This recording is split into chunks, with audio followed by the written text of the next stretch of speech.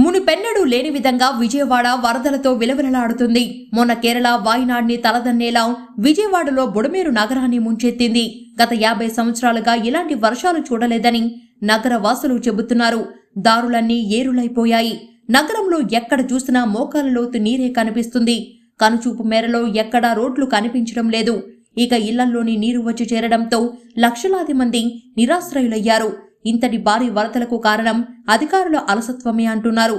నగరానికి భారీ ఎత్తున వచ్చి పడుతున్న వరదకు వెలగలేరు వద్ద షట్టర్లు ఎత్తివేసి కిందకు నీరు వదలడం కారణంగానే ఇంతటి విపత్తు వచ్చి పడిందని స్థానికులు ఆరోపిస్తున్నారు.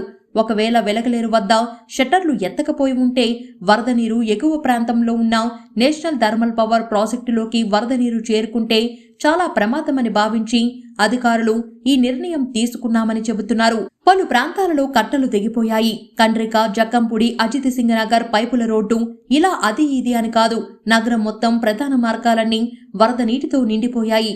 ఇళ్లల్లోనే దాదాపు 5 నుంచి 6 అడుగుల నీరు ప్రవహిస్తుంది. కొన్ని చోట్ల ఇళ్లన్నీ పూర్తి నీటిలో మునిగిపోయి పైకి కూడా కనిపించినంత పరిస్థితి ఏర్పడింది.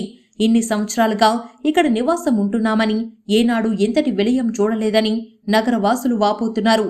బుడమేరు వరద నగరం చుట్టుపక్కల ఉన్న లోతట్టు ప్రాంతాలకు ప్రవేశించడంతో లక్షల సంఖ్యలో ప్రజలు నిర్వాసితులు అయ్యారు. కట్టుబట్టలతో ఇళ్ల పైకెక్కి ఆర్తనాదాలు చేస్తున్నారు.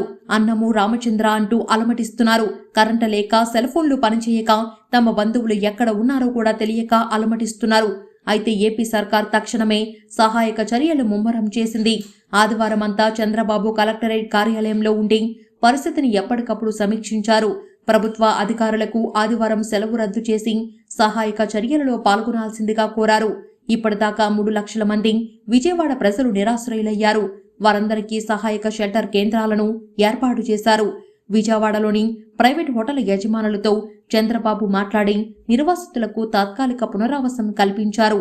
అన్ని పునరావాస కేంద్రాలలో హెల్పింగ్ నెంబర్లు ఏర్పాట్లు చేశారు. రాష్ట్రంలో ఉన్న అన్న క్యాంటీన్లన్నీ ఉచితంగా ఆహారం అందించేలా చర్యలు తీసుకుంటున్నారు.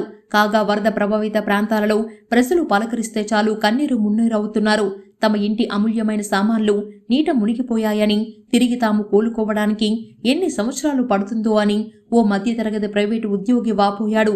దూర ప్రాంతాల్లో తమ బంధువులు ఎంతో ఆందోళన చెందుతున్నారని, వారిని తాము సురక్షితంగా ఉన్నామనే సమాచారం సైతం ఇవ్వలేని పరిస్థితుల్లో ఉన్నామని, దగ్గరలో ఉన్న బంధువులను కూడా కలుసుకోలేని పరిస్థితి ఏర్పడిందని, వారంతా ఎక్కడ ఎలా తలదాచుకున్నారో అర్థం కావడం లేదని మరో మహిళ ఆందోళన వ్యక్తం చేస్తుంది. హెలికాప్టర్లు, మరబోటులు అధికారులు సిద్ధం చేశారు. ఇంకా జలదిగ్బంధంలో ఇరుక్కున్న వారిని సురక్షితంగా ఒడ్డుకు చేరుస్తున్నారు.